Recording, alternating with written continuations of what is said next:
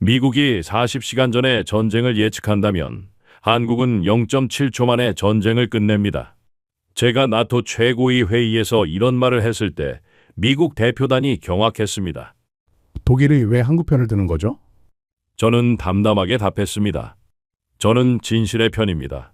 그리고 차세대 한국의 AI 방위 시스템은 미국의 팔란티어를 넘어설 것입니다. 웃기는 소리 하지 마시죠.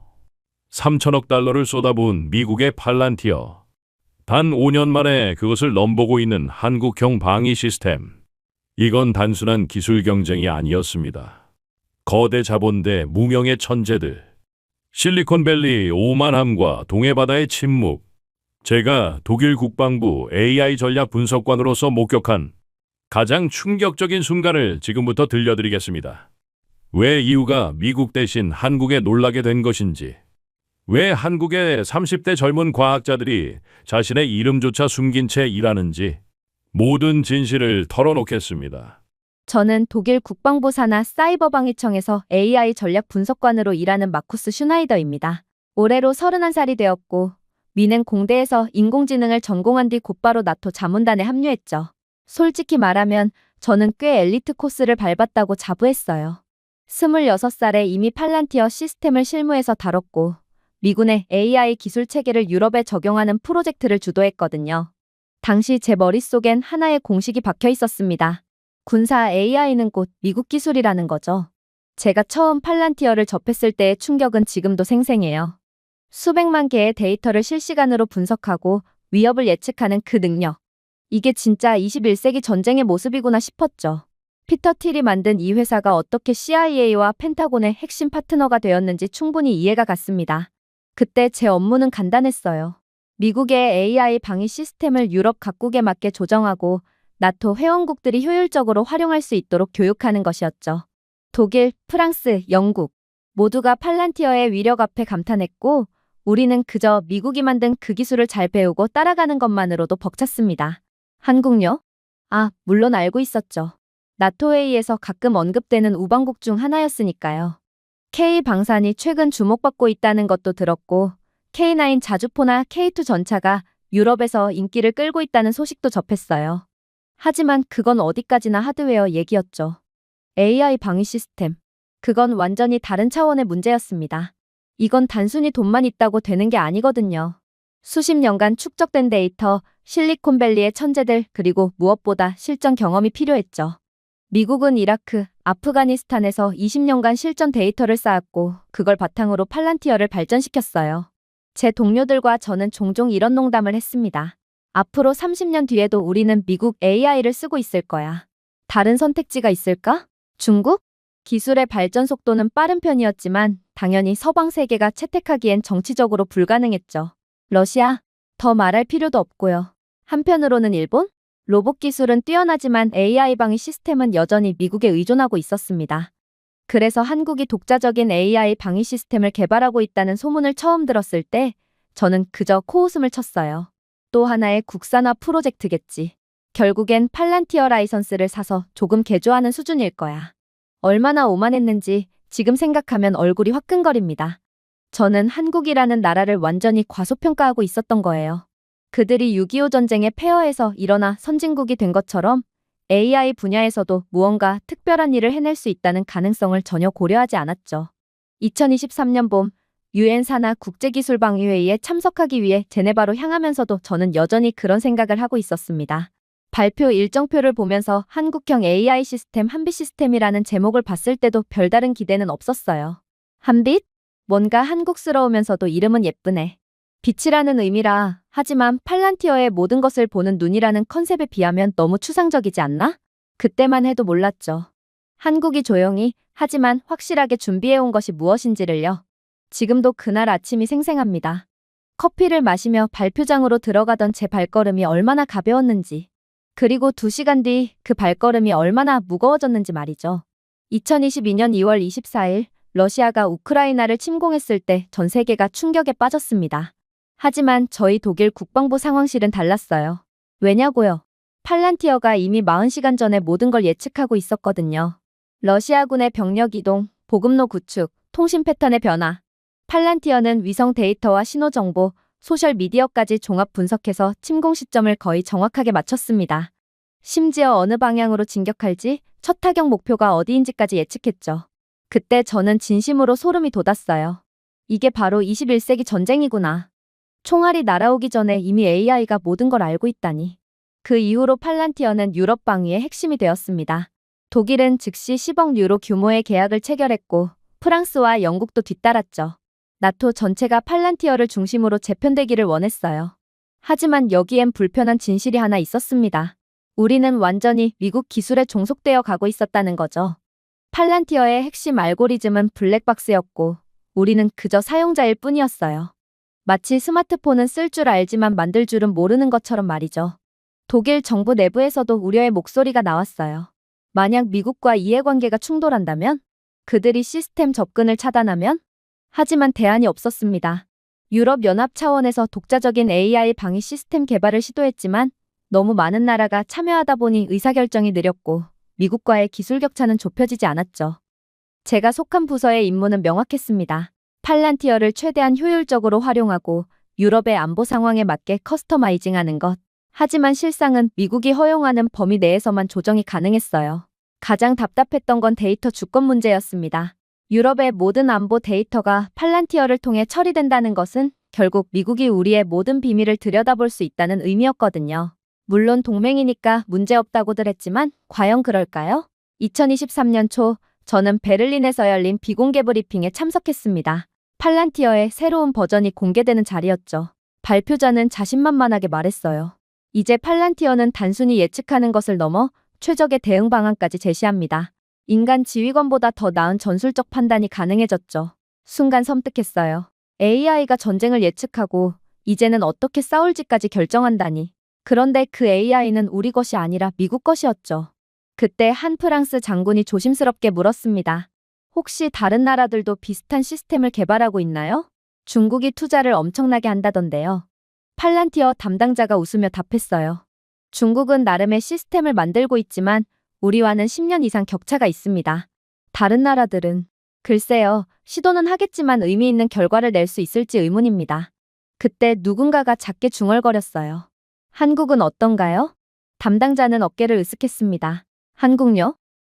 그들은 훌륭한 하드웨어를 만들죠. 하지만 이런 수준의 AI 시스템은 실리콘밸리의 천재들과 수십 년의 데이터 축적 없이는 불가능합니다. 모두가 고개를 끄덕였어요. 저도 마찬가지였고요. 한국이 K-팝과 K-드라마로 세계를 정복한 건 인정하지만 AI 방위 시스템은 완전히 다른 영역이니까요. 유럽은 이미 체념한 상태였습니다. 군사 AI 분야에서 미국을 따라잡는 건 불가능하고 그저 좋은 사용자가 되는 것이 최선이라고요. 독일의 자동차 산업이 테슬라에 밀리는 것처럼 AI 방위에서도 우리는 2등 자리를 받아들여야 했죠. 그런 분위기 속에서 저는 제네바로 향했습니다. UN 기술방위회의는 일종의 정보 교류의 장이었어요. 각국이 자신들의 기술을 자랑하고 협력 방안을 모색하는 자리였죠. 하지만 모두가 알고 있었습니다. 진짜 주인공은 미국의 팔란티어고 나머지는 들러리라는 걸요. 적어도 제가 그 발표장에 들어가기 전까지는 그렇게 믿었습니다. 한국이 여기에 참여한다는 내용을 다시 한번 보면서도 별 기대 없이 자리에 앉았죠. 하지만 곧 저는 깨닫게 됩니다. 세상에는 아직 우리가 모르는 것들이 너무나 많다는 걸요. 그리고 때로는 가장 조용한 곳에서 가장 큰 폭풍이 시작된다는 걸 말이죠. 2023년 4월 제네바 UN 기술방위회의 둘째 날 오후였습니다. 솔직히 좀 지루했어요. 오전에는 인도가 개발한 드론 방어 시스템을 발표했는데 기존 기술의 제조합 수준이었죠. 점심 후엔 일본의 사이버 보안 프로그램이 이어졌지만 역시 새로울 게 없었습니다. 한국에서 발표하기로 약속한 세션은 오후 3시 반이었어요. 커피를 마시러 나갈까 하다가 그래도 예의상 들어야겠다 싶어 자리를 지켰죠. 발표자가 단상에 올랐습니다. 40대 중반으로 보이는 한국군 중령이었는데 박이라고만 적혀 있더라고요. 첫인상은 글쎄요, 너무 평범했어요. 화려한 프레젠테이션 실력을 자랑하는 미국 발표자들과 달리 그는 조용히 노트북을 연결하고 있었습니다. 첫 슬라이드가 떴어요. 검은 배경에 한글로 한빛이라고 쓰여 있고 그 아래 영문으로 그림자보다 빠른 빛이라는 문구가 있었죠. 박중령이 말하기 시작했습니다. 한국은 지난 5년간 조용히 한 가지 질문에 답하려 노력했다고 했어요. 팔란티어가 40시간 전에 전쟁을 예측했다면 40시간을 4초로 줄일 수 없을까? 아니, 애초에 예측이 필요 없는 시스템을 만들 순 없을까? 순간 발표장이 술렁였습니다. 팔란티어를 직접적으로 언급하다니 꽤 대담했거든요. 다음 슬라이드는 더 충격적이었어요. 복잡한 전장 시뮬레이션이 실시간으로 돌아가고 있었는데 화면 왼쪽엔 팔란티어의 예측 모델이, 오른쪽엔 한빛이라는 시스템이 작동하고 있었죠. 시나리오는 간단했습니다. 적대 세력이 극초음속 미사일 12발을 동시 발사하는 상황이었어요. 팔란티어는 발사 징후를 2분 전에 포착했죠. 분명 훌륭한 성과였습니다. 하지만 박중령이 지적한 문제는 날카로웠어요. 극초음속 미사일의 비행시간은 불과 3에서 5분인데 2분 전 예측으로 뭘 할 수 있겠냐는 거였죠. 대피? 요격. 시간이 충분할까요? 화면이 바뀌었습니다. 같은 시나리오인데 이번엔 한빛 시스템만 작동했죠. 그가 설명한 내용은 믿기 어려웠어요. 한빛은 예측하지 않는다고 했습니다. 대신 0.7초 만에 위협을 감지하고 1.2초 만에 대응을 시작한다고요. 총 1.9초라는 거였죠. 곧 시뮬레이션 화면에서 놀라운 일이 벌어졌어요. 정 미사일이 발사되자마자 한빛 시스템은 즉시 반응했습니다. 레이저 요격, EMP 드론 투입, 기만체 발사. 모든 대응이 거의 동시에 이뤄졌죠. 영국 대표가 이의를 제기했더라고요. 그렇게 빠른 AI 판단은 불가능하며 오탑률이 문제가 될 거라고 말이죠. 합리적인 의문이었습니다. 박중령의 대답이 흥미로웠어요.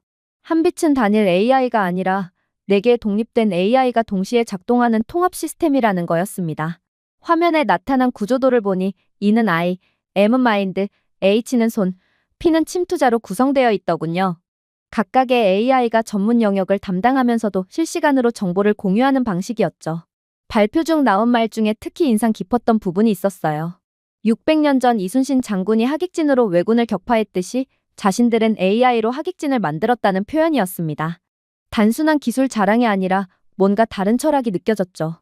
독일 대표가 실제 테스트 여부를 물었을 때 박중령은 작년 12월 동해상에서 실험했다고 짧게 답했죠. 그리고 보여준 동영상이 정말 충격적이었어요. 야간 촬영 영상이었는데 갑자기 하늘에서 여러 개의 빛이 떨어지기 시작했어요. 훈련용 탄도미사일들이었죠. 그 순간 벌어진 일은 믿기 어려웠어요. 거의 동시에 요격미사일이 발사되고 레이저가 작동하고 전자전 장비가 가동되었습니다. 12개 목표물이 3초 만에 모두 무력화되었죠. 발표장이 조용해졌습니다. 팔란티어 관계자들도 입을 다물고 있었어요. 저도 마찬가지였죠. 이게 정말 가능한 일인가? 한국이 이런 걸 만들었다는 게 사실일까? 하지만 더 큰 충격은 박중령의 마지막 질문이었습니다. AI가 전쟁을 예측해야 하는가? 아니면 전쟁 자체를 무의미하게 만들어야 하는가? 그 순간 저는 깨달았어요. 이들은 단순히 미국의 기술을 따라잡으려는 게 아니었습니다. 완전히 다른 패러다임으로 접근하고 있었던 거죠. 예측이 아닌 즉각 대응, 분석이 아닌 무력화. 발표가 끝났을 때 저는 한동안 자리에서 일어날 수 없었습니다. 머릿속이 복잡했어요. 정말로 한국이 이런 시스템을 만들었다면 이건 단순한 기술 발전이 아니라 군사 AI의 개념 자체를 바꾸는 일이었으니까요. 발표가 끝난 후 휴식 시간, 저는 박중령에게 다가갔습니다. 뭔가 더 알아야겠다는 생각이 들었거든요. 제가 먼저 물었어요. 이게 정말 팔란티어 시스템의 일부를 사용한 게 아니냐고요. 많은 나라들이 그렇게 하고 있으니까 부끄러울 것도 없다고 덧붙였죠. 박중령의 표정이 묘하게 변했습니다.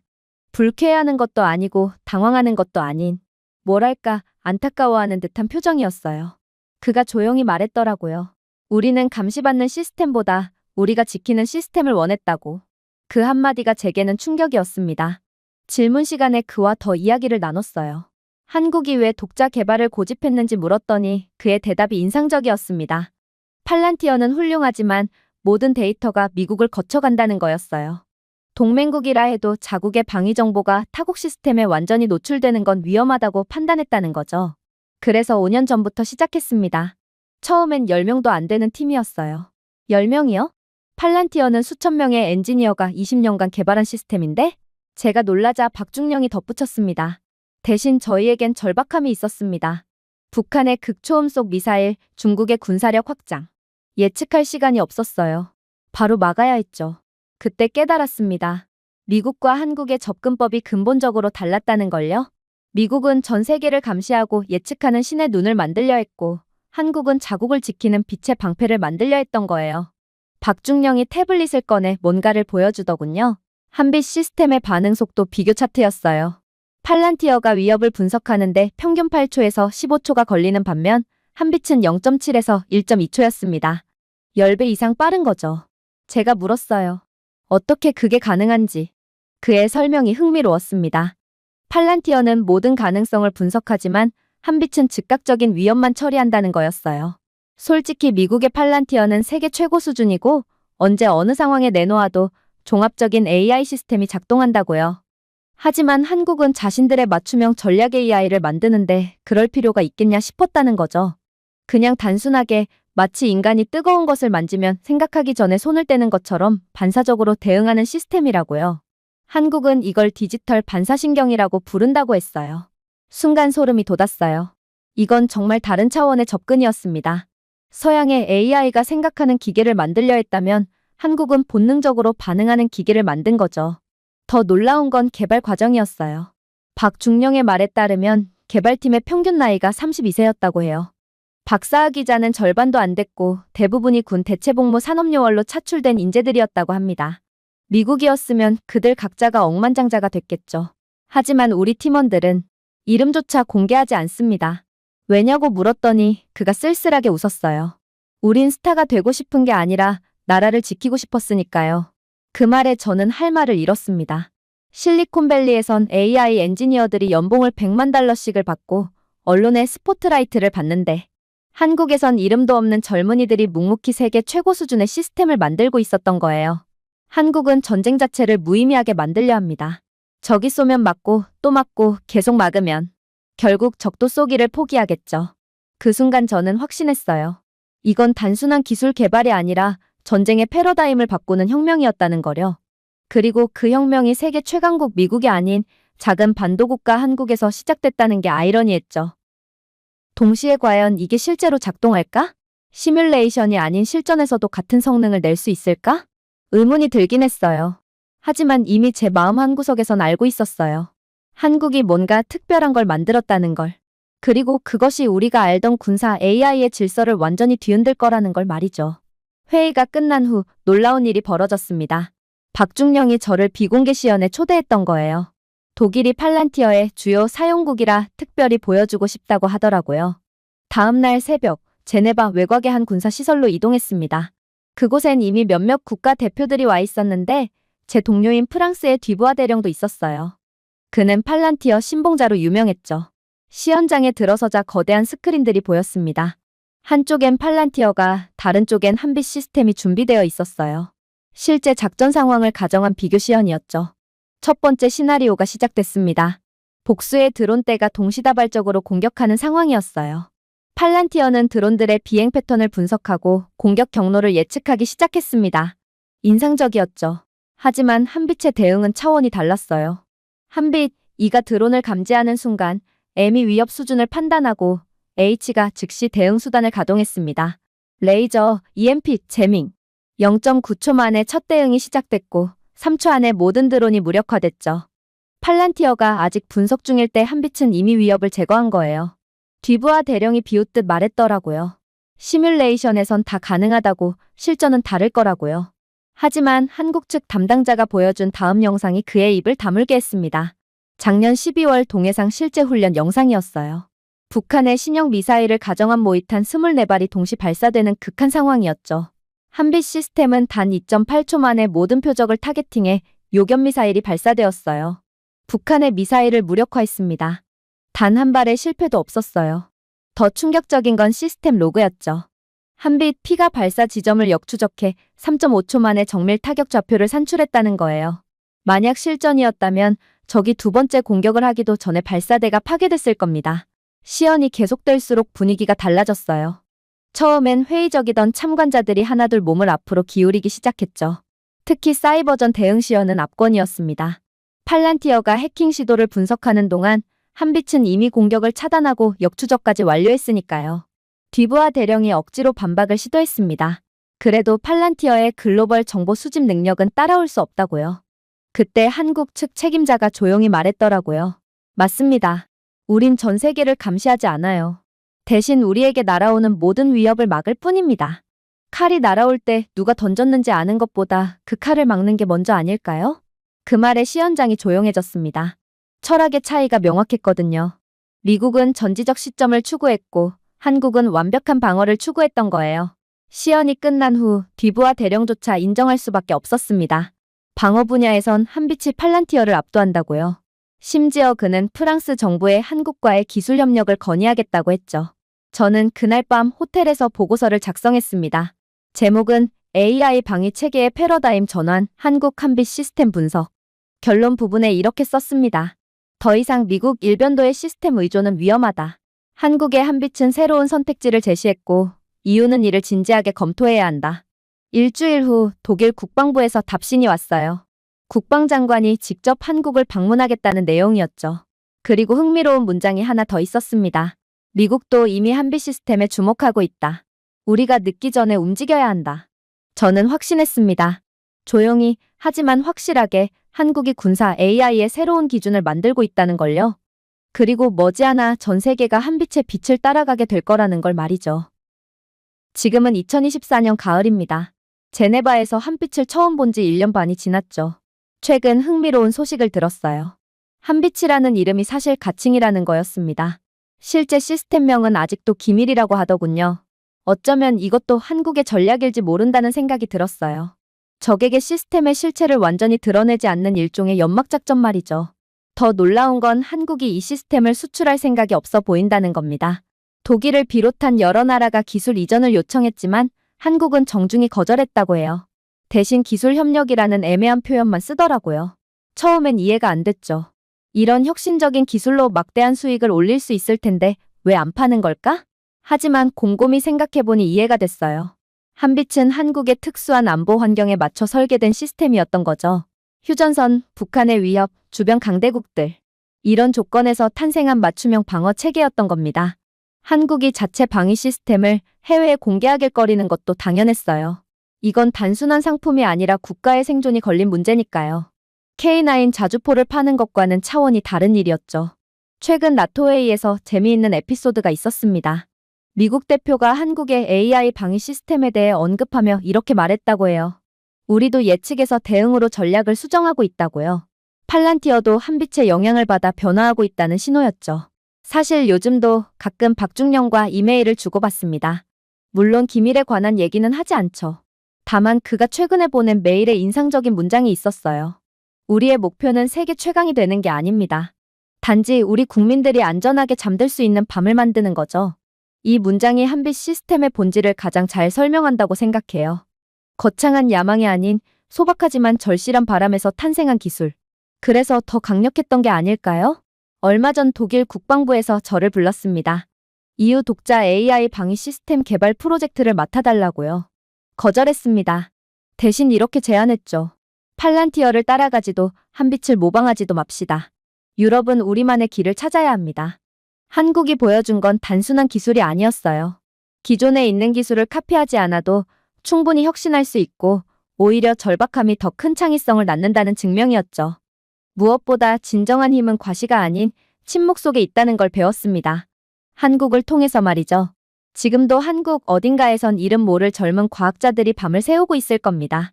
언론의 주목도 거액의 보상도 없이 그저 조국을 지키겠다는 일념으로요. 그들이 만들어낸 빛은 이제 전 세계 군사 AI의 방향을 바꾸고 있습니다.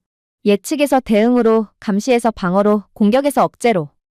그리고 최근 들은 소문이 하나 더 있어요.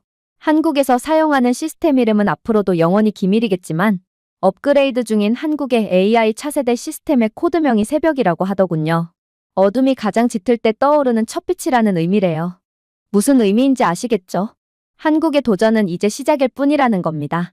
때로는 가장 조용한 곳에서 가장 큰 변화가 시작됩니다. 한국이 그걸 증명했어요. 그리고 그 변화의 물결은 이제 막 시작됐을 뿐입니다. 진짜 무기는 소리를 내지 않고 침묵을 만든다. 오늘의 사연은 여기까지입니다. 지금 화면에 나오는 영상을 아직 시청하지 않으셨다면 지금 바로 시청해보세요. 감사합니다.